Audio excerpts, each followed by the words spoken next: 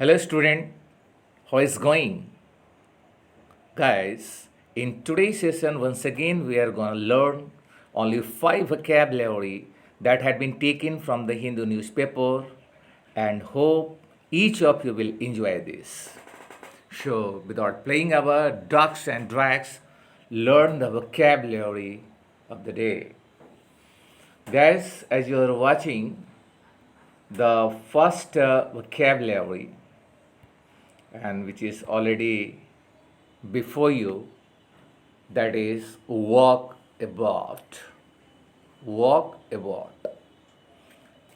तो first of all हम लोग we should come to know what is walk about as it is given guys, जैसा कि दिया गया है कि अ वॉक ऑफ किंग और an important person among common people to meet them.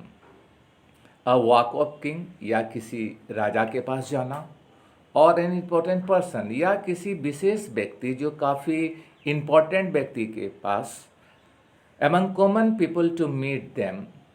ठीक है, कॉमन पीपल के बीच किसी इम्पोर्टेंट पर्सन या किसी किंग के साथ मिलन करना, उसके पास जाना, ठीक है, दैट इज कॉल्ड वॉकआउट. और इस फ्रेजल वर्ब में एक चीज़ और हम बताना चाहेंगे कि वॉकआउट के लिए अगर आप किसी के पास जाते हो तो बेसिकली आप उस कॉन्क्लेव को, उस सभा को आप डिसअप्रूव कर कर, ठीक है, या तो सडन आप एंग्री होकर, है ना, निकल जाते हो उस मीटिंग से, that is also called walkout.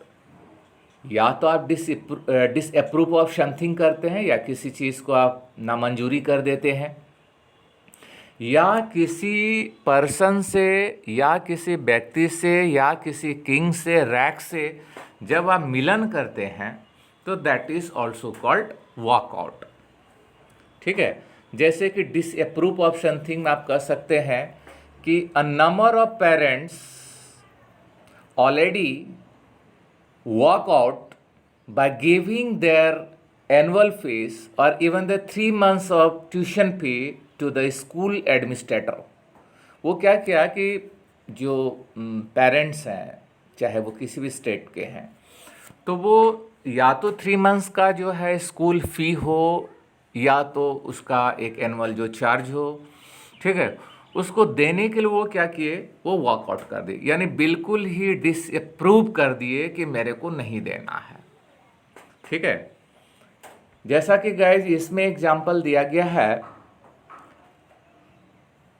कि राजा भोज वेंट ऑन अ वॉकआउट. राजा भोज का नाम आप सुने होंगे. ठीक है, वो जो है एक क्या कहते हैं, वॉकआउट पर गए. ठीक है, और वो वॉकआउट बेसिकली जो है गाइस कहाँ था, तो इन ए टाउन सेंटर में था. इन ए टाउन सेंटर में था. ठीक है, राजा भोज वेंट ऑन अ वॉकआउट, वो मिलन के लिए निकले. ठीक है, इन ए टाउन सेंटर. एक और एग्जाम्पल जैसे कि दिया गया है गाइस कि पुष्यमित्र शुंग वाज एम्ब्यूज्ड. एक वर्ड दिया गया है गाइस, एम्ब्यूज्ड. परहैप्स आप एम्ब्यूज के बारे में जान रहे होंगे. What is abused? I will take a little time guys. तो ये जो एम्ब्यूज वर्ड दिया गया है, ये एम्ब्यूज्ड का मतलब होता है घात लगाकर बैठना, निशाना साध कर बैठना, जिसको आप लर्क भी कह सकते हैं. एक वर्ड है लर्क, LURK,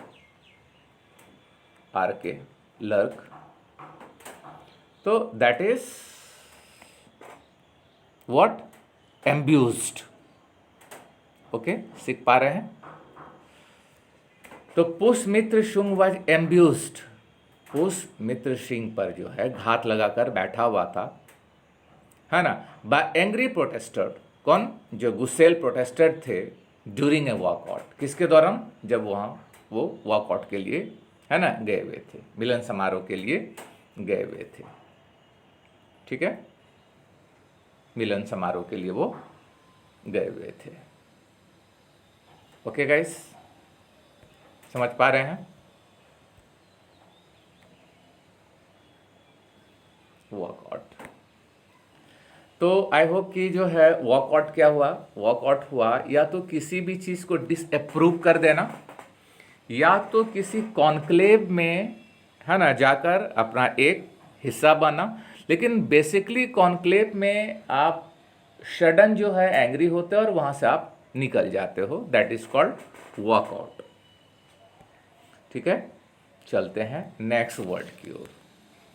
गाइस, जो नेक्स्ट वर्ड हम लोग के सामने है, आप जैसा कि देख पा रहे हैं, that is Angénieux. First of all दो वर्ड जो है दिया गया है, और ये दोनों वर्ड काफ़ी कंफ्यूजन पैदा करता है, दैट इज इंजीनियस और दूसरा है इंजीनियस।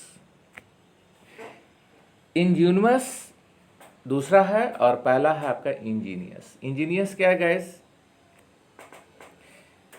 क्रिएटिवली, इंटेलिजेंट, क्लेवरली और इन्वेंटिव, जो कि काफ़ी मतलब कहिए प्रवीण होता है, इंटेलिजेंट होता है, क्लेवर होता है, दैट इज कॉल्ड आपका इंजीनियस। ठीक है, और इंजीनियस जो होता है जिसको आप कैंडिड कहते हैं, सच्चा कह सकते हैं, नेव या इनोसेंट कह सकते हैं आप, तो याद रखेंगे। ठीक है, जैसे NIOUS दिया हुआ, यहाँ NUOUS दिया है। अगर NIOUS दिया हुआ है, इंजीनियस है, तो वो बंदा क्या है? प्रवीण है, कुशल है, दक्ष है, वर्सेटाइल है। और इंजीनियस जो है वो सच्चा इंसान होता है, नेव होता है, कैंडिड होता है। ठीक है, जैसे कि आप एग्जाम्पल जो है हम लोग देखेंगे, एग्जाम्पल में दिया है गाइस कि many fish have Angénieux way of protecting. कई फी को जो है काफ़ी प्रवीण जो है वे होता है, काफ़ी दक्ष जो है मार्ग होता है, और प्रोटेक्टिंग देयर एग्स, अपने अंडे को बचाने के लिए, फ्रॉम प्रीडेटर्स। प्रीडेटर्स जो होता है गाइस, प्रीडेटर्स याद रखें, प्रीडेटर्स होता है जिसको आप जो है परभक्षी कहते हैं, या तो शिकारी पशु कह सकते हैं, कि अपने परभक्षी से, अपने शिकारी पशु से, है ना, बहुत सारे फिश को क्या होता है? इंजीनियस वे होता है, काफ़ी प्रवीण और निपुणता कहिए वाला गुण होता है कि वो प्रोटेक्ट कर पाए किसको? तो अपने एक्स को। ठीक है, जबकि दूसरा एग्जाम्पल दिया है, the father looked into his sons ingenious eyes and smiled. पिता ने लुक इनटू किया अपने सन का इंजीनियस आई, बड़ा ही इनोसेंट आइज, और स्माइल्ड, और वो मुस्कान भरा। तो गाइस, मैंने कहा कि इंजीनियस जो होता है वो ब्रिलियंट होता है, बेसिकली इंटेलिजेंट होता है, वर्सेटाइल होता है, प्रोफाउंड होता है। लेकिन इंजीनियस जो होता है ये सच्चा इंसान होता है। आप जिसको कैंडिड कर सकते हैं, नेव कर सकते हैं, इनोसेंट कर सकते हैं। तो आई होप कि आज के डेट से इन दोनों वर्ड में जो आपको कहीं कन्फ्यूजन नहीं होगी। चलिए आगे गाइस, आगे जो है हम लोग के समक्ष एक एडियम्स आया है, couldn't lie straight in bed। couldn't lie means होता लेटना, स्ट्रेट यानी बेड पर वो जो है स्ट्रेट नहीं लौटा। इसका मतलब एडम्स का हिंदी क्या निकला? पहले सबसे पहले इंग्लिश एक्सप्लेन जो है हम लोग देखते हैं। लिखा है, इफ यू से someone couldn't lie straight in bed, you mean they are very dishonest। अगर आप किसी इंसान को कहते हैं couldn't lie straight in bed, वो बेड पर बिल्कुल सीधा नहीं सो सकता है, इसका मतलब वो इंसान डिजॉनेस्ट है, बिल्कुल ही बेईमान है। ठीक है, यानी अनस्क्रूपलस है, जैसा कि वर्ड यहाँ पे दिया गया है, दैट इज अनस्क्रूपलस। तो अनस्क्रूपलस भी वही चीज़ होता है जिसको आप अनैतिक कह सकते हैं, बेईमान कह सकते हैं। ठीक है, तो इसका ये सिनोनिम्स हो गया अनस्क्रूपलस। इसको आप याद रखिएगा एंड आई होप कि आपको याद रहे भी। ठीक है, जैसे कि एक एग्जाम्पल दिया हुआ है गाइस, बिल्कुल आप नीचे देख पा रहे हैं कि I don't trust Khurana at all. मुझे खुराना पर जो है तनिक भी विश्वास नहीं है। वही एसएससी का जो चेयरमैन था जो है Khurana, that guy couldn't lie straight in bed. वो बिल्कुल ही क्या है, एक नंबर का जो है बेईमान जो है इंसान है। That guy couldn't lie straight in bed. ठीक है, देख पा रहे हैं। चलिए, तो एडम्स क्या था गाइस? एडम्स था couldn't lie straight in bed, बिल्कुल ही बेईमान आप कह सकते हैं। ठीक है, चलिए आगे।